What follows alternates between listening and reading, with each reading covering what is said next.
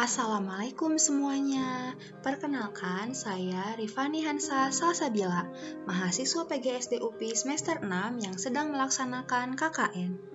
Pada video kali ini, saya akan membahas mengenai penggunaan aplikasi video conference untuk mempermudah kegiatan belajar mengajar online di sekolah. Topik pembahasan pada video kali ini antara lain adalah pengertian video conference, sejarah aplikasi video conference, fungsi dan manfaat video conference, jenis aplikasi video conference, dan juga cara menggunakan aplikasi video conference. Tanpa berlama-lama, yuk langsung saja kita mulai pembahasannya. Apa sih video conference itu? Video conference adalah jenis aplikasi hasil perkembangan teknologi yang memungkinkan pengguna yang berada pada lokasi berbeda untuk mengadakan pertemuan tatap muka tanpa harus berpindah ke satu lokasi secara bersama. Teknologi ini sangat nyaman, serta praktis dan juga memberikan kemudahan bagi kita. Apalagi pada saat situasi pandemi seperti sekarang ini. Aplikasi ini dapat membantu kita untuk lebih menghemat waktu dan biaya. Selain itu, kita dapat tetap aman di rumah meski adanya COVID-19. Selanjutnya ada sejarah aplikasi video conference. Aplikasi video conference sebenarnya sudah ada sejak sekitar tahun 2011.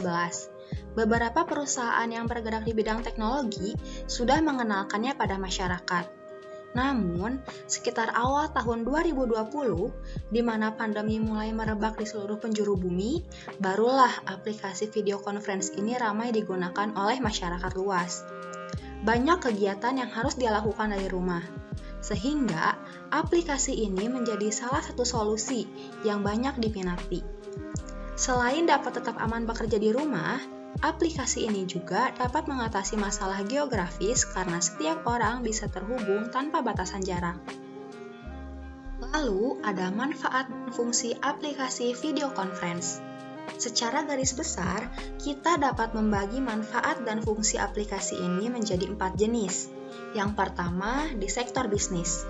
Dalam bisnis, penggunaan aplikasi ini dapat membantu meningkatkan produktivitas di antara karyawan, serta menjadi cara yang lebih baik untuk dapat berkomunikasi dan berinteraksi dengan kolega, mitra, juga pelanggan, walaupun tidak bisa melakukan kegiatan tatap muka secara langsung. Yang kedua, di bidang pendidikan. Sejak COVID-19 disahkan sebagai pandemi internasional, selain tempat umum dan perkantoran, sekolah pun terpaksa harus ditutup. Hal ini menyebabkan semua kegiatan belajar hanya dapat diakses secara online. Oleh karena itu, aplikasi ini menjadi salah satu solusi yang dapat memberikan cara agar semua kegiatan pembelajaran dapat tetap berlangsung. Yang ketiga, di bidang kesehatan. Mengikuti dan menyesuaikan kebutuhan masyarakat dalam mengatasi penyebaran virus, maka bidang kesehatan pun mulai memanfaatkan aplikasi ini untuk menanggapi semua masalah kesehatan secara online. Kita tidak perlu lagi mendatangi klinik atau rumah sakit, karena untuk menghubungi dokter, kita cukup menggunakan aplikasi telemedicine. Dan yang terakhir, untuk penggunaan pribadi. Pada tingkat pribadi, koneksi tatap muka melalui video conference dapat membantu memperlancar komunikasi secara nonverbal. Masyarakat biasanya menggunakan aplikasi ini untuk bertukar kabar dan menjadi salah satu cara agar mereka dapat tetap terhubung dan juga bersilaturahmi walaupun secara online. Selanjutnya ada jenis aplikasi video conference. Sebenarnya, ada banyak jenis aplikasi video conference yang dapat digunakan untuk keperluan sehari-hari. Namun, pada video kali ini, saya akan berfokus untuk membahas 2 jenis aplikasi yang paling sering digunakan. Yang pertama ada Zoom Meeting. Zoom adalah aplikasi yang sudah berdiri sejak tahun 2011. Aplikasi ini memiliki beragam fitur yang sangat memudahkan penggunanya dalam berdiskusi, mulai dari diskusi pekerjaan hingga kegiatan lainnya. Zoom merupakan aplikasi video yang berguna untuk melakukan panggilan video, panggilan suara, atau bahkan keduanya secara berkelompok. Yang kedua ada Google Meet. Google Meet merupakan aplikasi komunikasi video yang dikembangkan oleh perusahaan teknologi Google. Google Meet merupakan aplikasi yang mulai diperkenalkan pada masyarakat pada bulan Februari 2017 dan dapat digunakan oleh berbagai jenis perangkat. Siapapun yang memiliki akun Google dapat membuat pertemuan ataupun berpartisipasi dalam meeting secara online. Selanjutnya, kita akan membahas mengenai fitur-fitur yang dapat digunakan dalam aplikasi Zoom. Yang pertama ada host meeting. Fitur ini merupakan fitur yang berguna untuk memimpin dan membuka rapat. Ketika menjadi host, kita dapat memegang kendali pengaturan pada meeting. Hal ini bertujuan agar meeting dapat berjalan kondusif dan juga teratur. Yang kedua ada screen and application sharing. Dengan fitur ini, kita bisa membagikan desktop kita untuk dilihat kepada seluruh peserta Zoom, sehingga dapat memudahkan kegiatan rapat jika akan melakukan presentasi. Yang ketiga ada melakukan rekaman. Pada aplikasi Zoom, kita dapat merekam meeting, sehingga kita bisa menyimpan dan menonton ulang meeting tersebut. Yang keempat ada virtual background. Fitur ini berguna ketika suasana sekitar mulai terasa membosankan dan menimbulkan ketidaknyamanan. Oleh karena itu, kita bisa mengganti background kita dengan menggunakan foto dari galeri. Selanjutnya ada touch up my appearance. Fitur ini berguna ketika kita merasa penampilan dalam meeting tidak maksimal. Fitur ini berfungsi untuk memfilter tampilan wajah pengguna seperti mencerahkan warna kulit, menerangkan kondisi pencahayaan, dan lain-lain. Yang terakhir ada fitur chat. Berbagai jenis kendala mungkin terjadi saat rapat pada Zoom sedang berlangsung, seperti gangguan sinyal ataupun suara yang tidak terdengar. Oleh karena itu, fitur chat dalam Zoom dapat digunakan untuk mengirim pesan pemberitahuan keadaan Anda kepada semua orang ataupun seseorang dalam rapat. Selanjutnya ada kelebihan dan kekurangan aplikasi Zoom. Kelebihan yang pertama yaitu memiliki beragam fitur. Seperti yang telah diulas sebelumnya, Zoom memiliki beragam fitur pendukung yang tentu saja menjadi keunggulan utama aplikasi tersebut. Yang kedua ada uji coba gratis. Sebagai pengguna pertama, kita bisa mengetahui dan juga mengecek kualitas serta kemudahan yang ditawarkan saat konferensi video dengan fitur uji coba gratis yang dapat dilakukan selama 40 menit. Dan yang terakhir ada meeting tidak terbatas. Jika kita adalah pengguna berbayar, maka aplikasi Zoom akan memberikan kemudahan penggunanya untuk melakukan meeting yang tidak terbatas. Namun, di balik fitur yang kaya dan juga kelebihan yang dimiliki aplikasi Zoom, tetap saja ia memiliki kekurangan. Di antaranya adalah yang pertama, pilihan paket yang terlalu banyak. Walaupun sebagai pengguna, banyak pilihan fitur yang dapat memberikan kemudahan bagi kita, namun seringkali kita pun dibuat bingung karena terlalu banyak pilihan paket yang ditawarkan. Yang kedua, banyak menghabiskan kuota internet. Bagi Anda yang melakukan meeting dengan kuota internet, siap-siap saja kehabisan kuota yang cukup besar. Ditambah lagi, jika kondisi cuaca dan sinyal tidak mendukung, maka hal tersebut sangat mempengaruhi kinerja Zoom. Dan yang terakhir adalah isu penggunaan enkripsi. Walaupun Zoom mengaku sudah menggunakan teknologi end-to-end encryption, masih banyak yang menuding bahwa prakteknya belum terlaksana. Hal ini tentunya akan menyebabkan tidak adanya perlindungan ketika rapat sedang berlangsung, dan memungkinkan adanya penyadapan. Bahkan, Zoom juga bisa melihat isi dari meeting pengguna. Selanjutnya ada fitur aplikasi Google Meet. Yang pertama, dapat mengundang hingga 100 peserta per panggilan untuk pengguna G Basic Suite, 150 orang bagi pengguna G Suite Business, dan 250 orang per meeting untuk pengguna yang membeli paket G Suite Enterprise. Kedua, mempunyai kemampuan untuk bergabung dengan rapat dari web atau melalui aplikasi yang diinstal oleh pengguna smartphone Android ataupun iOS. Yang ketiga, integrasi dengan Google Calendar untuk melakukan panggilan rapat sekali klik. Dan yang terakhir, berbagai layar untuk menyajikan dokumen, spreadsheet, ataupun presentasi.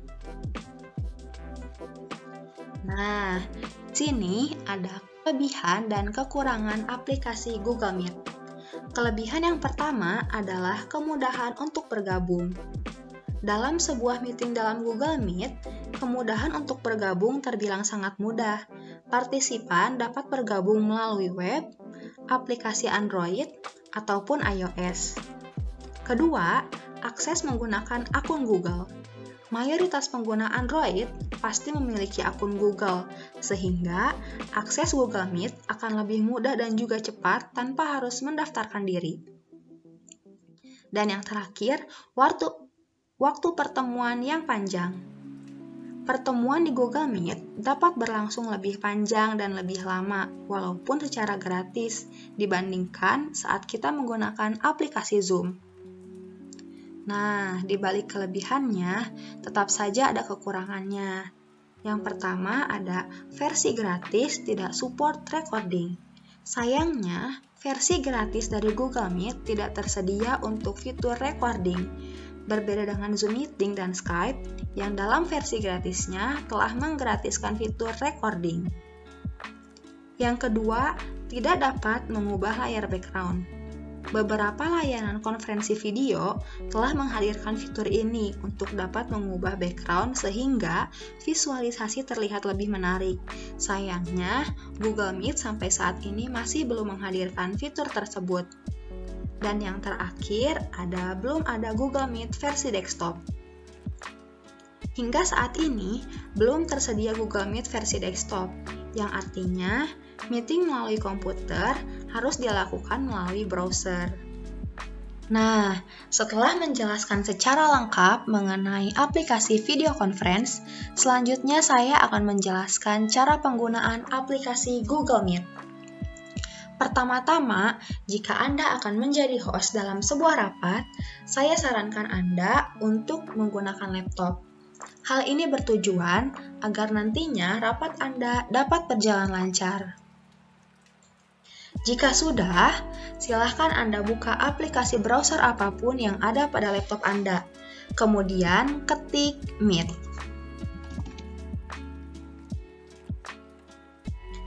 Jika sudah, akan muncul tampilan seperti ini dan silahkan klik hasil pencarian paling atas.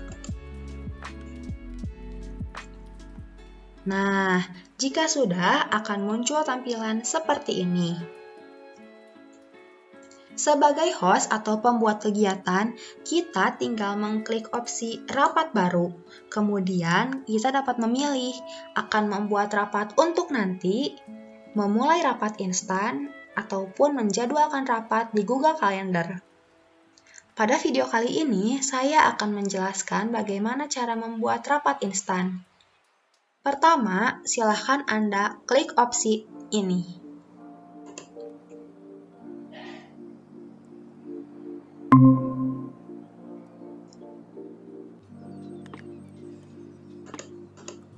Nah, jika sudah, akan muncul tampilan seperti ini.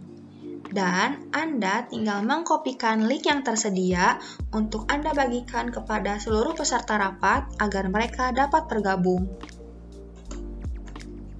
Selanjutnya, jika akan ada seseorang yang akan bergabung, akan muncul tampilan seperti ini. Anda hanya perlu mengklik izinkan jika akan mengizinkan peserta tersebut untuk bergabung dengan rapat Anda. Namun, jika Anda tidak mengenali peserta tersebut, Anda bisa menolaknya.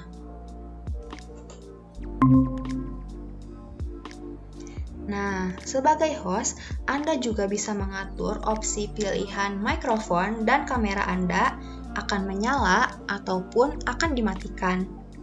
Selain itu, jika Anda akan melakukan presentasi, Anda juga hanya tinggal mengklik icon di bawah ini, Lalu, dapat memilih file mana yang akan Anda presentasikan. Selanjutnya, jika Anda akan menggunakan fitur chat dalam aplikasi Google Meet, Anda tinggal mengklik icon di bawah ini. Kemudian, menuliskan hal yang ingin Anda tulis. Setelah dikirim, otomatis chat tersebut dapat dilihat oleh seluruh peserta rapat yang bergabung. Nah, jika dalam sebuah rapat Anda akan melakukan pengaturan ataupun terjadi masalah pada rapat tersebut, Anda tinggal mengklik opsi di bawah ini. Lalu, dapat memilih hal apa yang Anda akan lakukan selanjutnya. Jika sudah dan Anda akan mengakhiri rapat tersebut, Anda tinggal mengklik icon di bawah ini dan otomatis rapat akan berakhir. Jika sudah dan Anda telah keluar dari rapat, maka akan muncul tampilan seperti ini. Nah, sekian yang dapat saya sampaikan mengenai aplikasi video conference dan juga cara penggunaan aplikasi Google Meet. Semoga video ini dapat bermanfaat. Wassalamualaikum warahmatullahi wabarakatuh.